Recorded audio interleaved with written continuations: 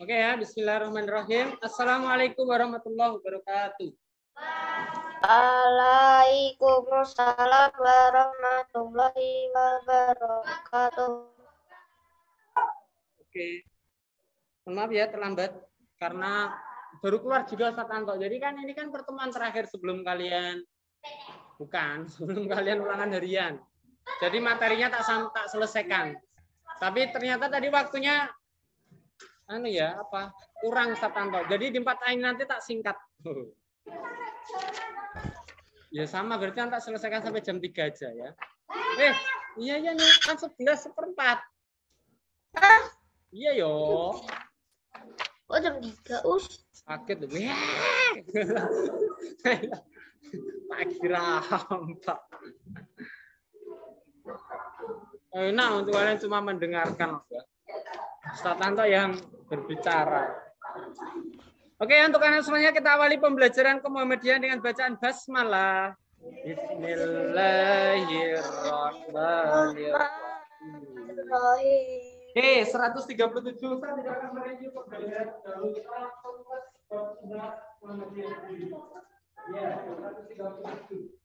Ada sebab internal dan eksternal. Nah, ini kemarin keluar ini. Tapi keluarnya soalnya mudah sekali. Soalnya itu cuma gini, dalam pilihan ganda. Makanya kalian harus tahu kata kuncinya. Sebab internal. Ada dua ya. Sebab internal nanti ada sebab, kemudian yang kedua ada sebab eksternal. Jadi dulu itu soalnya cuma gini. Sebab internal adalah sebab yang keluar dari titik-titik nah, apa artinya ini? Dalam. X. Ya, keluar. Keluar. Ya, langsung ya. Nanti kalau nanti jadi suruh menyebutkan, tahu. Nanti kita bahas ya. Maksudnya sebutkan faktor internal. Jadinya komennya. Kedua, ya kalian harus tahu. Oke, kita bahas satu ya. Karena setelah ini nanti kita masuk ke satu pembelajaran. 137 tak bagus. Bagus diri. Oke. Sebab internal, sebab yang datang dari dalam. Ya, kata kuncinya di dalam. Ya, tolong. Sebab internal, sebab eksternal. Ya, sebab internal, sebab yang datang dari dalam umat Islam. Sebab eksternal, sebab yang datang dari luar umat Islam. Ya, salah satunya adalah luar dari umat Islam. Nah, dari dalam umat Islam itu sendiri yang pertama, semakin gencar keyakinan dan budaya dari luar Islam dan ketidakmurnian agama Islam. Ketidakmurnian agama Islam. Kenapa agama Islam kok tidak murni? Iya, karena dulu mereka beragama Islam. Bahkan sekarang terjadi. Tetapi ternyata akidahnya itu tidak murni. Akidahnya itu tercampur dengan budaya-budaya di luar Islam. Contohnya budaya Jawa, karena kita ada di Jawa. Umat Islam, tapi masih melakukan ritual-ritual. Contohnya ya, yang tidak ada ajarannya dari Islam, masih melakukan ritual selamatan. Selamatan itu banyak ya. Selamatan dalam bulan kematian, 7 harian, 100 harian. Nanti ini akan masuk dalam beberapa jauh ini ya.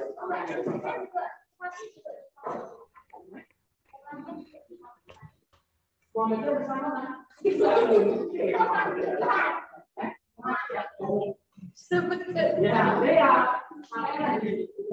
ritual yang tidak ada dalam aturan dan asuhan. Jadi selamatan namanya ya, 7 harian, 100 harian, 1000 harian dan seterusnya. Termasuk dalam selamatan kehamilan. Amin. Kayak ada ritual mitoni, ada Islam mitoni. Mitoni itu kan kalau sudah 7 bulan mengandung. Ya, nanti ada sepasaran. Kalau sudah kalau sudah sampai itu sudah baik saja. Kalau sudah berpengaruh. Nah, itu ya. Jadi umat Islam masih terpengaruh dengan budaya. Jadi masih melakukan budaya. Padahal itu tidak ada dalam ajaran Islam. Yang ada itu mendoakan ada. Jadi Islam itu, jadi dalam agama Islam ada tuntunan mendoakan mayat, mendoakan janin, mendoakan anak itu ada. Tetapi yang tidak ada adalah ritual, tata caranya. Ya, kenapa harus menunggu 7 hari? Kenapa harus menunggu 100 hari? Kenapa harus menunggu 7 bulan dalam kandungan? Kenapa harus menunggu 1 minggu setelah kelahiran? Atau apa itu ya? Nah itu ya. Jadi dengan alasan itu Kiai Haji Ahmad Dahlan mendirikan organisasi Muhammadiyah agar supaya akidah umat Islam itu murni, ya, tidak tercampur dengan budaya-budaya di luar Islam. Kemudian lembaga pendidikan yang dimiliki umat Islam belum mampu menyiapkan generasi yang unggul, generasi yang siap untuk menjadi khalifah. Wallahu alam ya, ini dulu bentuk lembaga pendidikan atau sekolahnya seperti apa, tetapi pada intinya sekarang kemajuan lembaga pendidikan khususnya Muhammadiyah semakin hari semakin bagus ya. Contohnya kalau kalian melihat sekolah-sekolah Muhammadiyah itu sekarang kan sudah sekolah-sekolah yang bagus. Banyak yang mencari ya. Beda sama, mohon maaf, sekolah-sekolah yang tidak punya label misalnya Muhammadiyah. Sekolah yang tidak punya label IT itu sangat jarang diminati. Ya, orang tua itu rela mengeluarkan uang banyak untuk sekolah-sekolah yang unggul, ya. Nah, kemudian Kiai Haji Ahmad Dahlan mendirikan Muhammadiyah, harapannya nanti ke depan Muhammadiyah itu punya lembaga pendidikan yang unggul. Dan akhirnya kan tercapai. Sekarang lembaga pendidikan Muhammadiyah itu sudah sempurna ya, maksudnya sudah dari KB, TK, PAUD, SD, SMP, SMA, perguruan tinggi itu Muhammadiyah punya lembaga pendidikan. Ya dulu kan sebelum Muhammadiyah lahir kan tetap Muhammadiyah nggak punya lembaga pendidikan, Muhammadiyah belum lahir. Lah konon dulu lembaga pendidikan yang ada itu belum dikatakan sebagai lembaga Muhammadiyah, sebagai lembaga pendidikan yang unggul. Lembaga pendidikan begitu, lembaga pendidikan yang bagus. Kalau kembali nanti ke zaman penjajahan Belanda apalagi? Ya. Iya, lanjut. Itu ya, 2 hal itu ya.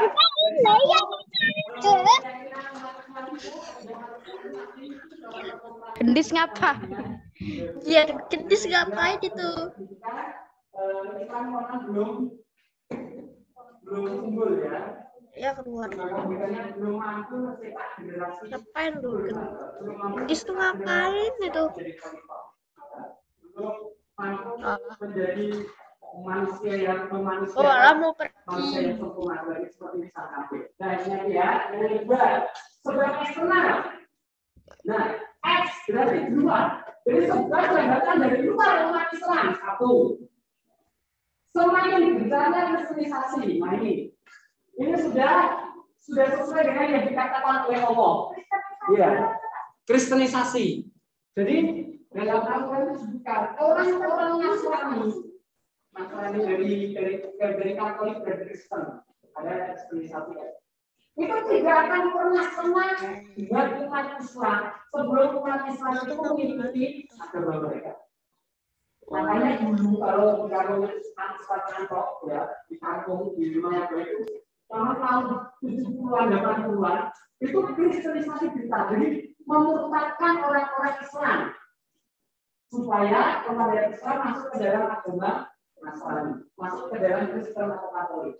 Kalau menjadi pegawai negeri kok dulu katanya gampang. Dulu ya tidak sekarang ya, kalau sekarang itu harus dengan tes segala macam. Dulu kalau mau masuk ke agama Kristen atau Katolik itu bisa. Kalau 70-an, kalau 80-an, tahun belum. Belum, selama saya tahun 80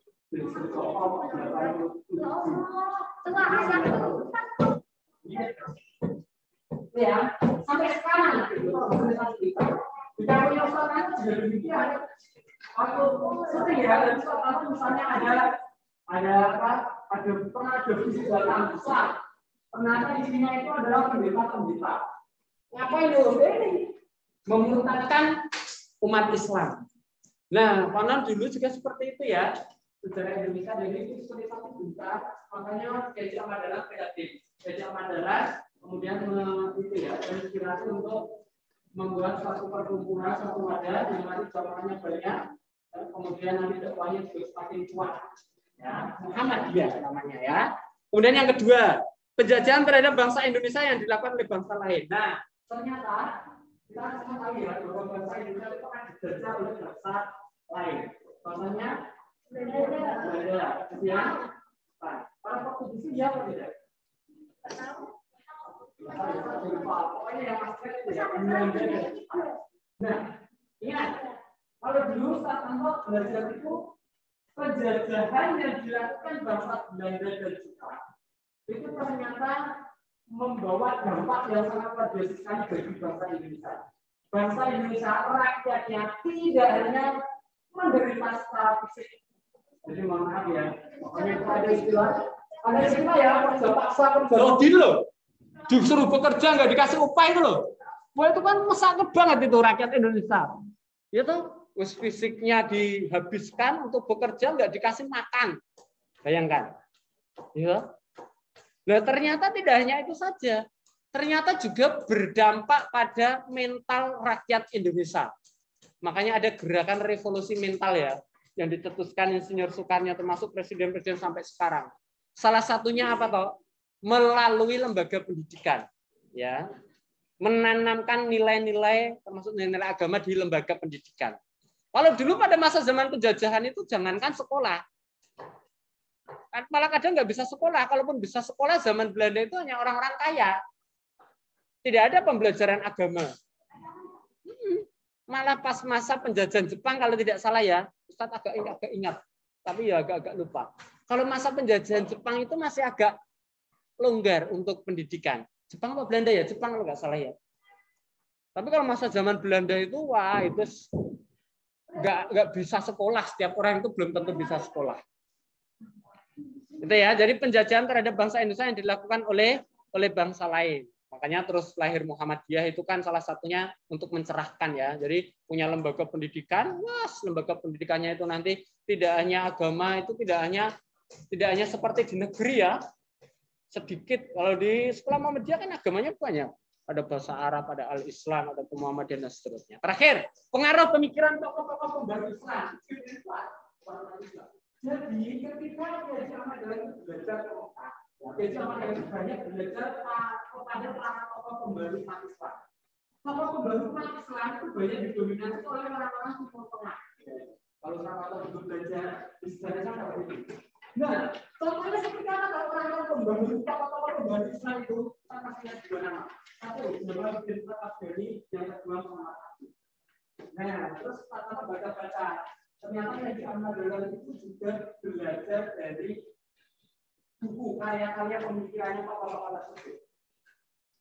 Hingga dalam buku yang saya baca itu disebutkan di sana akhirnya Kiai Ahmad Dahlan terinspirasi untuk membuat atau membentuk suatu wadah organisasi yang itu nanti di dalamnya itu adalah orang-orang yang tangguh, orang Islam, orang-orang yang nanti bisa belajar untuk kerja bersama. Kalau bekerja sendiri dengan orang banyak kan beda.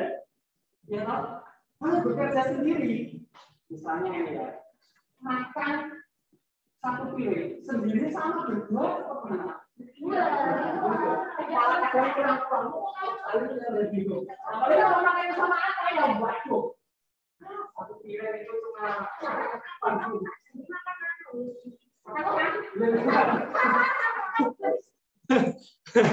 Ataya makannya banyak. Enggak kayak di sekolah itu makannya satu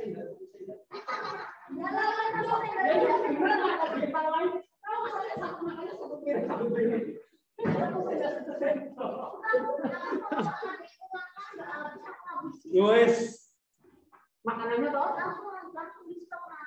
Stop lagi apa? Tidak boleh makan banyak. Apa dulu?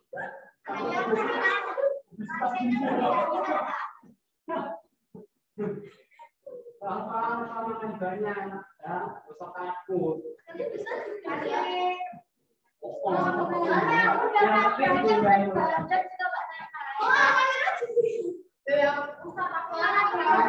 Kamu makan banyak badannya nggak naik-naik.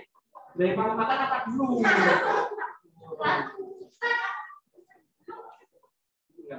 Kalau samanya dulu waktu kayak masih Rizky. Kalau makan banyak juga nggak boleh. Tapi bukan masalah nanti takut gemuk. Soalnya makanannya dibagi-bagi. Mana dibagi-bagi? Saya satu segini nggak boleh nambah. Nanti kalau nambah beras kan cepat habis. Padahal masih mending makan beras. Kalau kayak beras dari singkong, ya dari singkong. Ada dari jagung. Enak kita tapi kalau sekarang jadi makan itu nasi. Enggak, jagung itu direbuskan.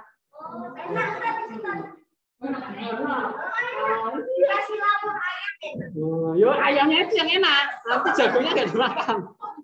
Apa-apa kalau lauk ayam enak lah.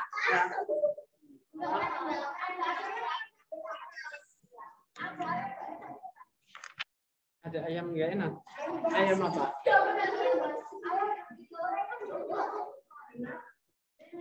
Loh, ayam mati itu enak loh. Beneran ayam mati enak.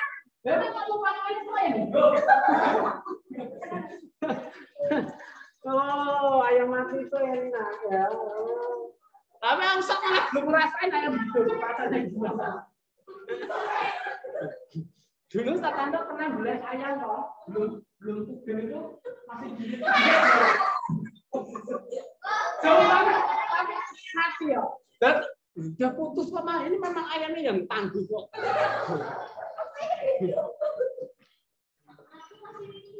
Yang beli bukan santai-santai yang pegang. Loh, dilempar lo kok masih di pertanyaan.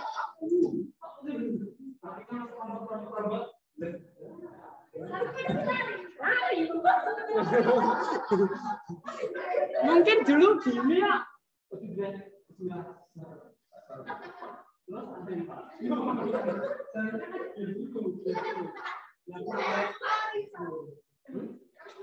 Iya, langsung lari. Tapi larinya ya ngawur kan sudah gini kepalanya.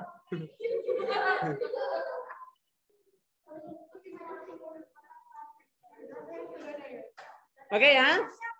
Apa? Yang tafeta. Siang toh. Ya nanti pasti ada kok. Tenang aja. Jangan. Mbak Naila ngerti Satanta bala, nanti aku dimarahin terus. Iya Mbak, ini tak marahin terus juga. Enggak kayak kakaknya Mbak Alia. Mbak Alia kan baik. Nah, itu kakakmu baik ya. Pendiam. Kalau di rumah itu mbok marahin terus toh kakakmu.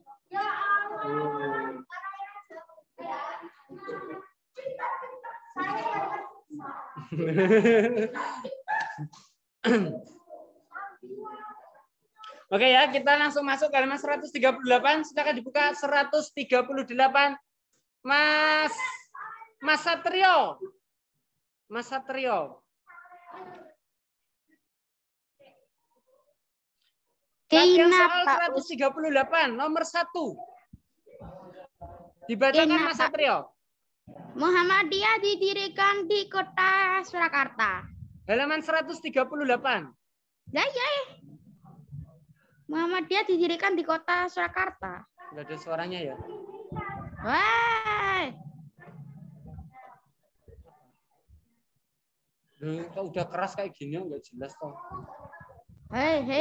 Coba kita cek ya Mas Fahri aja. Mas Fahri. Mas Fahri dibacakan nomor 1 Mas Fahri. Tuh, Mas Fahri. Ya, kok enggak ada suaranya nih, Pak? Ya, Mas Fahri nomor 1.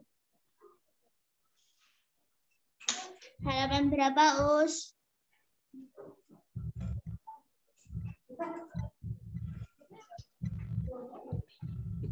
Kok nggak ada suaranya ya, Mas Fahri ya? Mas Fahri dibacakan nomor 1, Mas Fahri. Oke, Us. Tadi ada suaranya nggak? Us. Yuk, Mas Fahri nomor 1 dibacakan. Halaman berapa, Us? Halaman 138.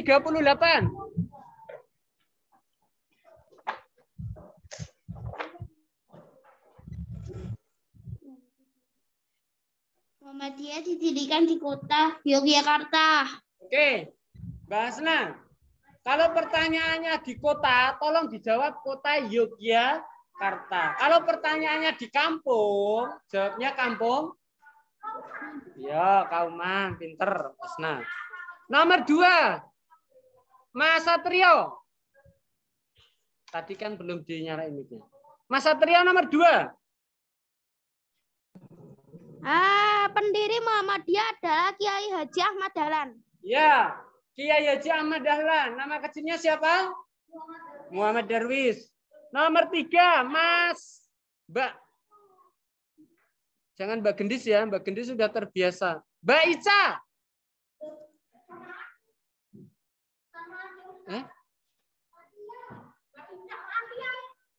Ya, Ica belum on. Mbak Atia. Sita.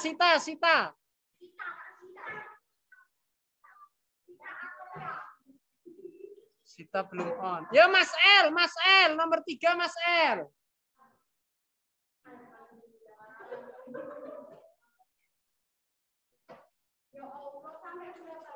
Mas L, ayo. Nomor 3.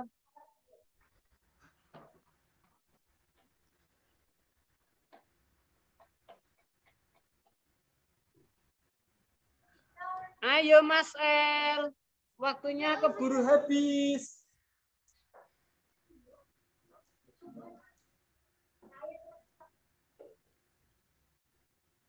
Mas El. Ya, Us. Ayo El, nomor 3 cepet El. Muhammadiyah adalah hasil dari mentadaburi Al-Quran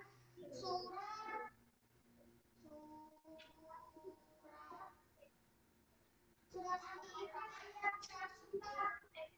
Kalau Hasna udah selesai dari kemarin. Ayo El, lama sekali El. Tadi aku udah bilang, Us. Yang keras, yang gitu, bacanya gitu yuk. Tadi aku udah keras, Us. Mikrofonnya tadi mati. Enggak, Us, enggak mati, Us. Ya ulangi.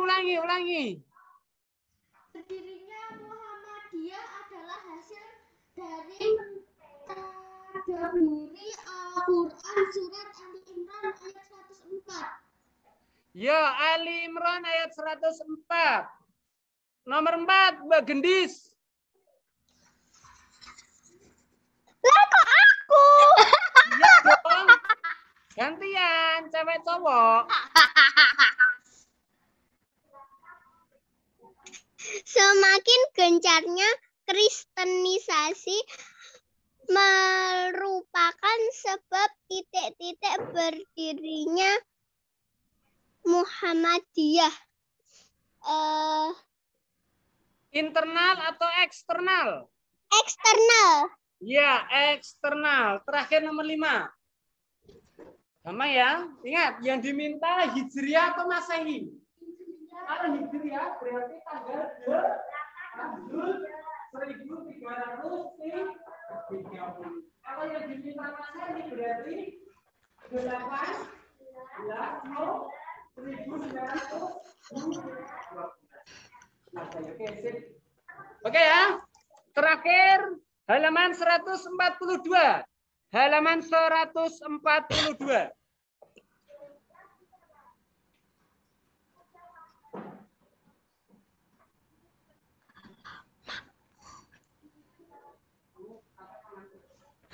Us apa? Ya, ada apa? 142. Nomor 5 tadi. Nomor 5 tadi apa, Us? Nomor 5, 8 Zulhijjah 1330. Nama kecilnya Kiai Haji Ahmad Dahlan Muhammad Darwis.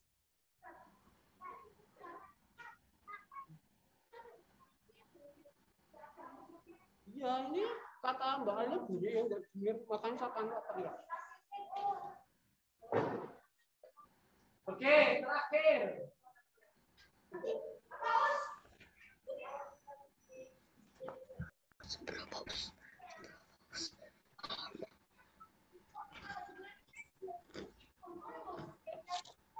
Iya, tapi di sini jelas kan suaranya sangat merdu.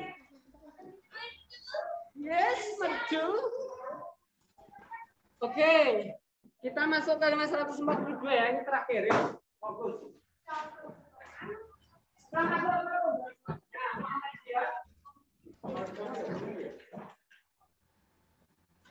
Oke ya, Muhammadiyah itu punya gerakan. Mas Edric, Muhammadiyah itu punya gerakan, salah satunya adalah gerakan tasdid. Gerakan tasdid itu adalah gerakan pembaharuan. Pembaharuan yang dilakukan Muhammadiyah itu dalam beberapa bidang. Yang pertama, 142, bidang agama.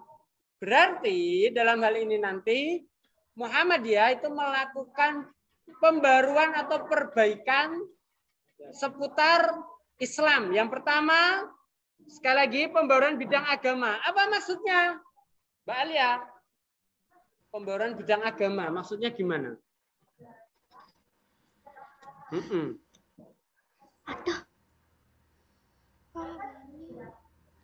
Belum jelasin. Ustaz tak jelasin, kamu dengarkan. Ini Ustaz Anto ini wawis tuh lapar banget ini. Nah, dari Javier ini kemana kah Javier? Iya, Jolly. ini minta diterangkan dulu katanya. Tadi baru aja. Oke ya, pembaharuan Muhammadiyah dalam bidang agama itu maksudnya adalah memurnikan. Yo, Mbak Sopo ini. Memurnikan apa? Memurnikan pembaharuan di bidang agama. Maksudnya adalah memurnikan dan mengembalikan ajaran Islam sesuai dengan Al-Quran dan As-Sunnah. Atau sesuai dengan ajaran Nabi Muhammad, sama. Ya, karena Nabi Muhammad mendakwakan Al-Quran dan As-Sunnah. Lah bukankah dari dulu umat Islam itu memang pedomannya Al-Quran dan As-Sunnah? Iya.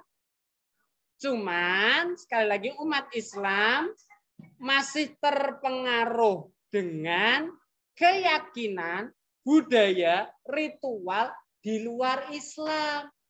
Lah itulah ya yang membuat akidah umat Islam tidak murni lagi. Ya, makanya hadirnya Muhammadiyah itu untuk memurnikan akidah umat Islam, guys, agar sesuai dengan Al-Quran dan As-Sunnah. Di antaranya, contoh ya, kalau dalam hal akidah berarti umat Islam itu masih banyak yang berbuat syirik. Tahu syirik? Apa itu syirik? Apa?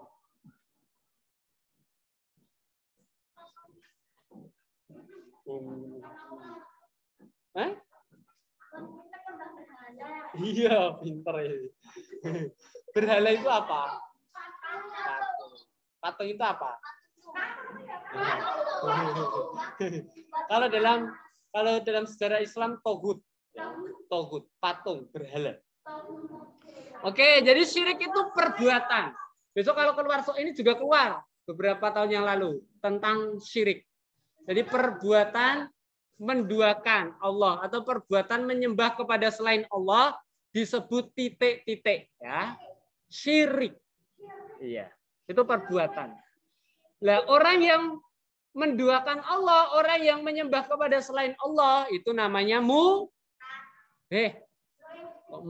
toh ya. Kalau murtad itu apa? Iya, kalau orang yang keluar dari agama ya. Musyrik ya, musyrik. Itu enak ya. Oke, jadi akidah umat Islam itu biar kembali kepada Al-Quran dan As-Sunnah. Tidak ada perbuatan syirik. ya, menyembah kepada selain Allah. Ya, termasuk akidah umat Islam terdahulu juga banyak yang tercampur dengan hal-hal yang berbau mitos atau mistik. Ya, masih percaya dengan hal-hal takhayul.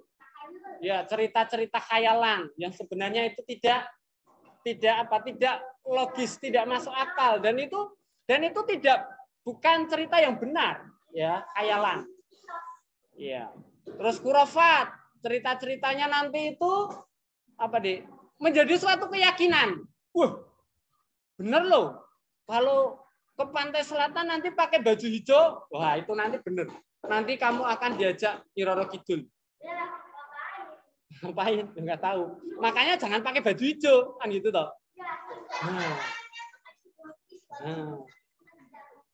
Nggak usah khawatir. Ustaz ke pantai selatan pakai baju hijau juga nggak apa-apa kok. Iya, warna hijau. Yang paling utama itu kalian kalau bermain ombak jangan ke tengah. Dah itu. Oh.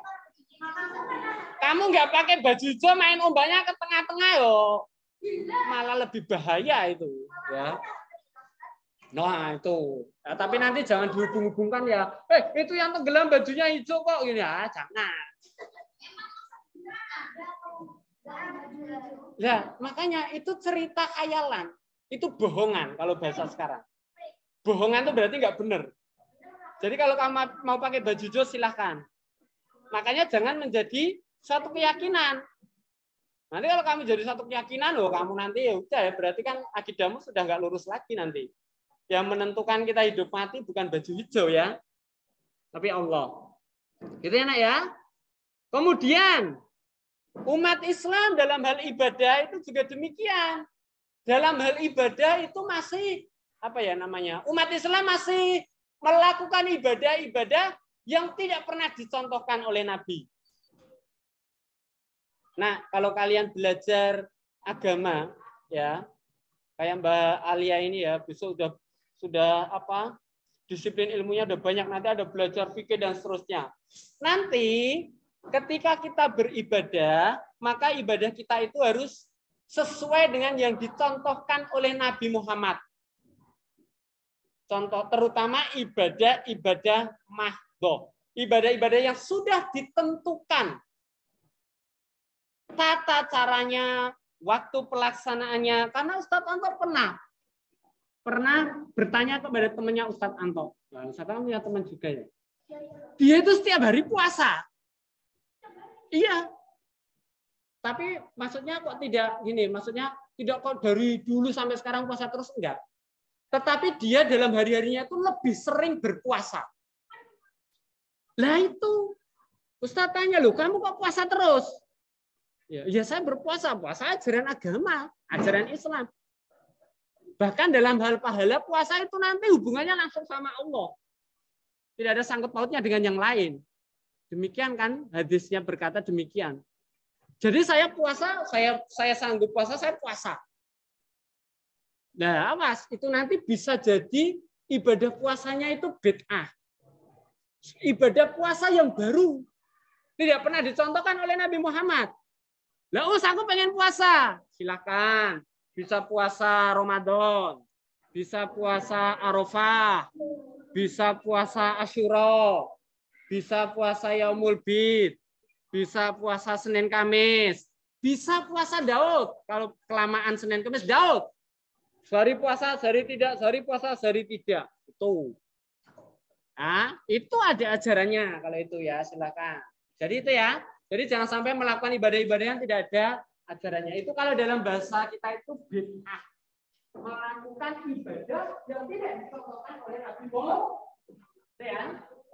Kemudian ya selanjutnya, nah ini ya, di sini disebutkan ada beberapa contoh praktek keyakinan umat Islam di Indonesia yang terpengaruh dengan budaya-budaya di luar Islam. Jadi praktek dalam kehidupannya nanti ternyata ada akidahnya umat Islam itu tercampur dengan budaya di luar Islam dan itu bertentangan. Apa? Satu, pemujaan pada arwah nenek moyang dan benda keramat. Nah, ini. Benda keramat itu benda yang dianggap sakti. Contohnya keris, contohnya keong, contohnya apa ya? Itu kan ada kalau kalian browsing itu kan banyak kok. Jimat-jimat itu loh. Maksudnya jimat-jimat itu benda keramat itu. Ini nanti sudah mengarah ke dinamisme ya. Kalian mempercayai pada benda-benda. Apa? Ini berbahaya. Nanti bisa-bisa kayak kita kayak kaum sama dia. Ya, jadi kita itu memuja, kita menyembah kepada batu besar, pada juga orang yang dianggap sakti juga. Jadi nanti bisa menang aja. Nah, apa aja Us? Orang yang memuja arwah, pemujaan pada arwah nenek moyang Ada. Siapa yang punya batu kampung? Masih punya mbak yang tinggalnya di kampung? Iya. Ya, kalau di kampung ini masih ada. Tapi kalau di kota kan sudah berkurang. Jadi waktu dulu kalau kita masuk, waktu masih sekolah, bukan sampai sekarang ya. Kalau waktu dulu masih sekolah itu, kadang kalau wisatawan melihat langsung ya. Karena kalau sudah tayangan itu, kalau masih kecil kayak gini masih taruh sekolah ini kan masih agak enggak. Kalau orang sekolah main itu kan, kalau nggak istirahat dulu kan, nanti kalau taruh bergede beda. Ternyata orang-orang masyarakat Jawa itu masih menjadikan nenek moyang, ya itu arwah nenek moyang itu menjadi perangkatan Tuhannya. Dalam bahasa agama kita itu wasilah. Wasilah itu perantara. Jadi berdoa kepada Allah tetapi dengan wasilah yang lain, perantara yang lain. Anak-anak pernah mendengar cerita Abdul Qasim? Mereka kan berdoanya kan dengan amal soleh mereka ya. Ya ceritanya di Pansar ya. Nah, kita langsung ke poin ini saja. Jadi dalam Islam itu ada deh istilah wasilah. Jadi perantara di dalam berdoa. Nah, sebenarnya yang tidak diperbolehkan itu ketika berdoa perantaranya adalah apa? Orang yang telah meninggal. Terus kalau perantaranya orang yang masih hidup boleh. Kalian kita doa sama ayah bunda. Misalnya ya, saya doakan ya bunda biar saya itu dari orang santri utama. Jadikan doakan saya ya bunda, saya bisa menjadi orang sukses. Boleh. Ya, ayah bunda boleh. Jangan orang gila ya. Boleh. Jangan orang gila ya. Orang gila menyukai doanya nanti apa Drik?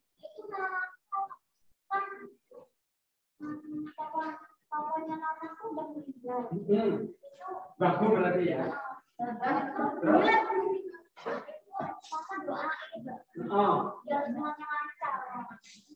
Doain biar semuanya lancar. Yang lancar apa ya? Semuanya pasti makanya biar lancar. Hisapnya biar lancar itunya. Enggak apa-apa. Didoakan, boleh. Ya nggak boleh supaya sekolahnya jadi lancar. Supaya besok jadi orang, itu nggak boleh lewat bagian lain nggak boleh. Ya. Makanya kalau berziarah ke makam para wali hati-hati ya, cukup mendoakan para wali. Oke ya, pemujaan sudah. Upacara selamatan tadi sudah ya. Jadi selamatan di 7 hari kan orang meninggal masuk kehamilan ya. Itu termasuk praktek keyakinan akidah umat Islam yang tercampur dengan budaya-budaya di luar Islam. Enggak boleh ya, tinggalkan. Yang ketiga ini, nah ini ziarah dan memohon ke makam yang dianggap suci loh. Ziarah dan memohon ke makam yang dianggap suci, enggak boleh ya. Berziarah boleh. Mendoakan boleh, ya. Tetapi kalau sudah kelewat batas, maka mendoakan arwah, kemudian setelah itu meminta doa kepada arwah makan nggak boleh. Ya, kemudian yang terakhir, di sini ada beberapa wujud nyata pembaruan Muhammadiyah. Ustaz bacakan ya, tinggal 5 menit. Yuk. Wujud nyata pembaruan Muhammadiyah bidang agama. 1. Penentuan dan penyesuaian arah kiblat. Jadi arah kiblat itu kan sebenarnya tidak pas ke arah barat, tapi agak serong ya, sekitar berapa derajat ya?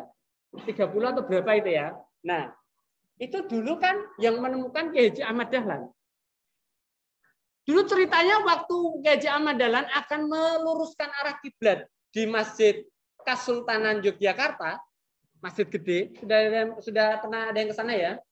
Masjid Gede, Masjid Kasultanan Yogyakarta yang barat alun-alun. Nah, itu dulu Kiai Haji Ahmad Dahlan ditentang.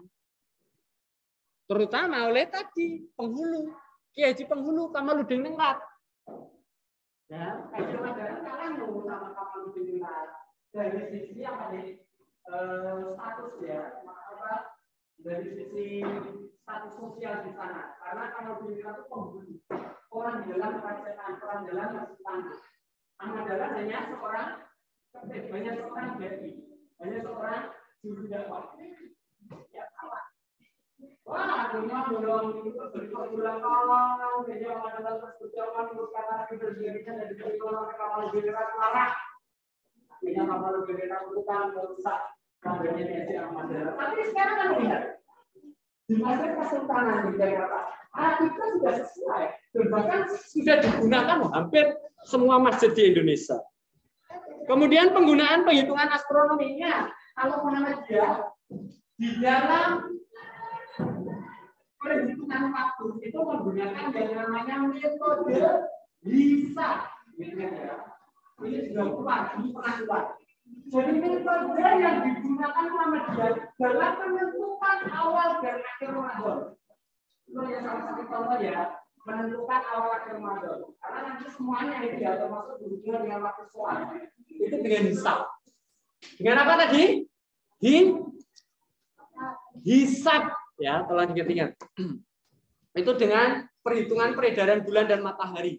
Tapi itu hanya orang-orang yang ahli astronomi ya. Kita itu belum sampai ke situ. Kemudian yang